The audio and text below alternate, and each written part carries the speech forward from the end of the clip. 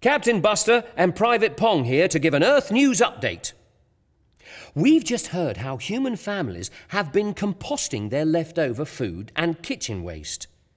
When waste is thrown away in landfills, it breaks down and creates a harmful greenhouse gas called methane. This damages the Earth's atmosphere, which you breathe, and can contribute to global warming. Instead of throwing it away, human families just like yours have learnt that when they compost their food and kitchen waste, it naturally decomposes and can be used again to grow more plants. Humans drop in kitchen waste like veg and fruit peelings, egg boxes and shredded paper. And then they put it into wormeries, garden composters or special hot composters called green Joannas. Wormeries are great.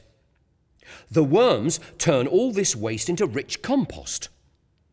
In garden composters, the waste is also turned into compost, while in green Joannas, families can put in all sorts of waste such as garden trimmings and all cooked food waste.